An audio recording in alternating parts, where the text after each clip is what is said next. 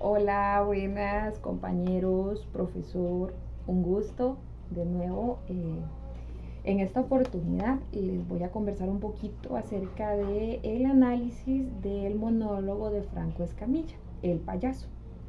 Respecto al primer punto de movilidad y desplazamiento y utilización del escenario, podemos determinar que en este caso Franco utiliza el escenario y se desplaza durante todo el monólogo de un lado a otro, hacia el frente, hacia atrás, tomando en cuenta la naturaleza que de este show, ¿verdad? Que es un monólogo y es un solo emisor al que se refiere al público.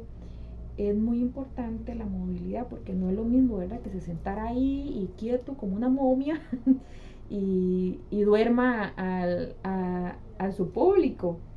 Entonces, a través del movimiento, él atrae a las personas, atrae las miradas y logra el objetivo de transmitir su mensaje y contar sus anécdotas. También a lo largo del show también toma asiento como a la hora, a la hora de estar hablando porque no paró de hablar. Tomó asiento, se quitó su gorra incluso, eso le dio como como un refresh. Entonces volvimos a poner atención otra vez porque en lo personal ya yo estaba como cansadilla, ¿verdad? De ver, como que ya me dormía. Pero donde vi, donde se sentó, llegó a una parte tal vez más personal de las anécdotas que iba a contar y ya más tú a tú con el público, se sentó en su sillita por unos minutitos, sí fue, y contó lo que tenía que contar y después se levantó y siguió caminando de un lado al otro. Esto permite robar la atención, como lo dije, del público y permite tener algo más dinámico, no simplemente ver una persona ahí parada conversando y hablando, sí, para. También es aburrido, ¿verdad? Entonces ese movimiento y la utilización del escenario le dio un dinamismo. Aparte de que la luz es maravilloso, ¿verdad? Donde querían enfocar a la mesa, por ejemplo, donde trabajaba el papá, apagaron todas las luces, enfocaron la mesa. Eso fue un toque maravilloso porque lo transporta a uno a ese recuerdo de él y lo hace de uno también, lo hace propio, lo personaliza. Eh, Aparte de que tenía ahí también la bicicleta y enfocaron la bicicleta donde él contaba esa historia. Entonces es muy dinámico y se mantiene muy bonito. Respecto al punto del vocabulario, qué lenguaje utilizaba, ¿verdad? ¿Qué vocabulario utiliza uno muy coloquial y muy propio de la cultura mexicana y válido? En defensa se los digo, muchos podrán decir, uy, qué mal criado, qué insolente, o que no, es válido, es válido. Todas las formas de hablar son válidas porque son propias de un pueblo, son propias de una cultura, de una persona y se le deben respetar a su forma. Y quienes van a estos shows y saben la naturaleza de los monólogos, ¿verdad?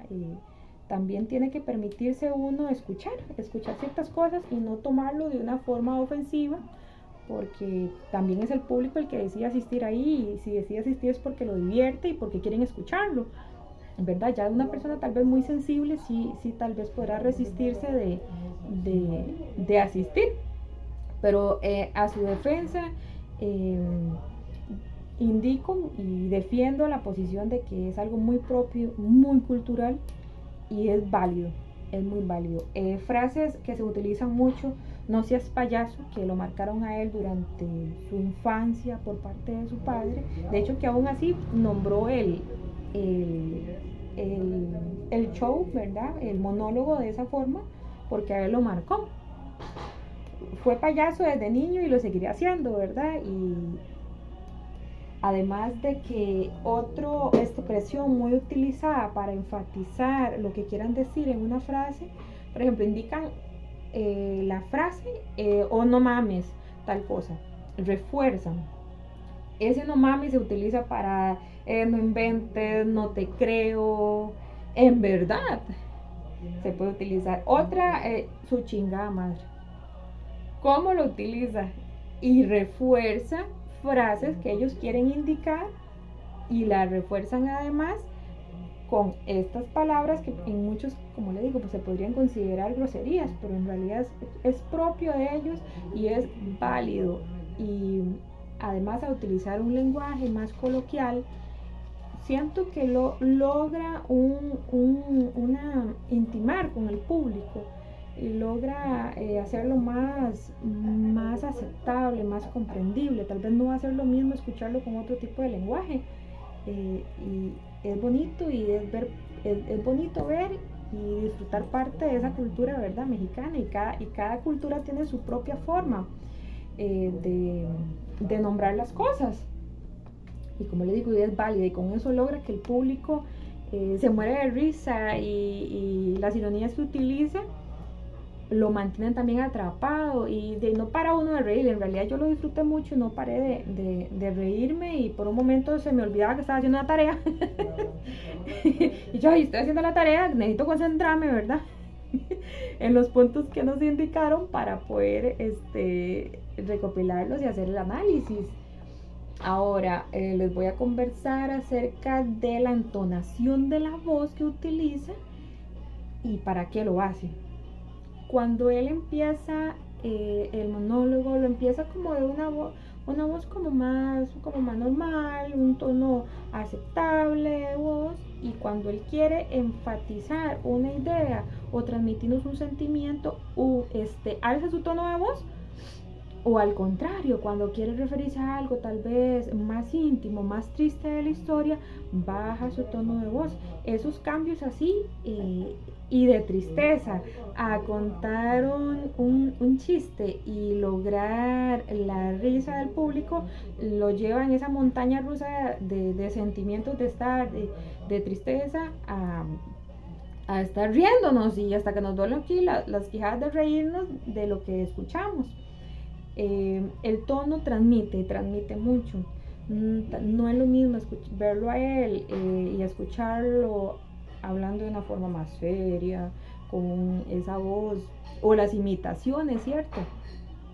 Es necesario que cambie esa voz, y eso transmite y comunica, y siento que en el monólogo él lo logró de una forma muy bonita, muy atractiva, muy dinámica, y se siente, digamos, yo me sentí parte del show como si estuviera sentada ahí y me moría de la risa, ¿verdad?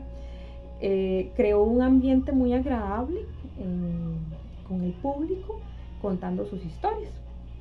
Respecto ahora a los gestos, a los ademanes y las expresiones faciales y el contacto visual, wow, ¿verdad? Todas las utilizó. Yo creo que nunca paró de mover las manos, nunca paró de ver al público, de mantenerlo conectado. Nunca solo se quedó viendo la cámara o se quedó viendo un punto fijo, no, se refirió, de hecho, que a una muchacha le preguntó la edad y todo, y yo siento que eso mantiene al público alerta en que, oye, ¿en qué me va a preguntar, verdad? No me duermo, para que no me agarre dormida. Y cuando él, digamos, quería referirse a temas tal vez muy sensibles, de hecho que hasta su expresión facial cambiaba y agachaba su mirada en muchas ocasiones cuando ya se refería a fechas sensibles de la muerte de su suegro, de su padre, ¿verdad? Y al contrario, cuando ya se refería a situaciones graciosas, hasta alzaba sus manos, dramatizaba escenas, y lo logró. A mí me capturó mucho. Ahora, respecto al hilo conductor de la historia, confieso que me perdí un poquillo. Me perdí un poquillo porque me metí tanto en el show que, como le digo, se me olvidó que estaba haciendo una tarea. Y yo, no, me concentro. Respecto al hilo, ¿verdad? Al hilo conductor que les comentaba, él logra, a través de anécdotas y de historias, conectar el mensaje que nos quiere dar.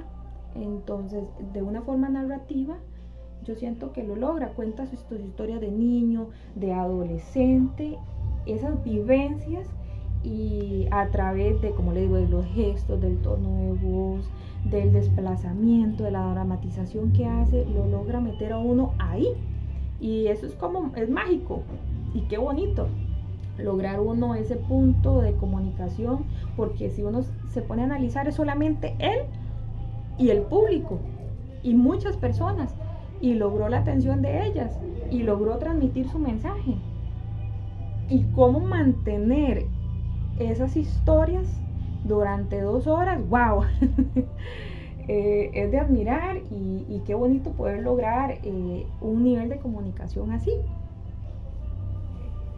Y respecto a mi opinión general, bueno, ya sé que la dije, del monólogo, en lo personal, me gustó mucho cuando vi esa opción, digo, esa es la mía. Cuando dice un lenguaje coloquial, digo, esa es la mía, eso es del pueblo, me encanta. Quiero verlo, acepto el reto y quiero lograrlo.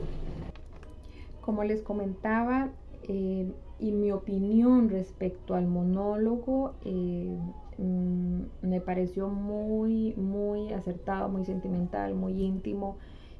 Creo que tiene que ser una persona valiente la que se presente a un escenario y ponga y plasme parte de su historia, parte de sus traumas, y yo imagino que le sirve como terapia también hablar de eso y exponerlos y convertirlos en una enseñanza que llega al alma, llega al corazón y lo pone a uno a pensar mucho y a analizar y a revisar nuestras relaciones con nuestros más allegados o con nuestros amigos, y nos pone a pensar qué hemos hecho mal, qué nos falta hacer, a quién le dejamos de hablar, hasta qué punto el orgullo cumple ahí, ¿verdad? Y hasta qué punto hay que dejarlo a un lado y decir, no, vale las personas. A mí en lo personal me caló mucho respecto me hizo llorar porque mi papito no lo tengo, y sí me sacó las lágrimas porque es algo que siempre voy a llevar en mí, el no tenerlo a él, y parte de eso me hizo alejarme de mi mamá y tener una relación más complicada con mi mamá. Entonces también me senté a analizar, ¿verdad? Hace cuánto uno no habla, hace cuánto uno no da ese paso y deja esas heridas atrás, y me decido seguir adelante y disfrutarla mientras la tenga acá, porque duele mucho cuando ya no se tiene y se quiere disfrutar ya de un tiempo que no hay, y algo que no regresa es el tiempo. Es lo más valioso que tenemos y muchas veces lo negamos a nuestras personas que amamos, a nuestras familias. En lo personal quiero agradecerle al profe porque he crecido mucho con las últimas actividades que hemos hecho. Gracias y buenas noches, compañeros.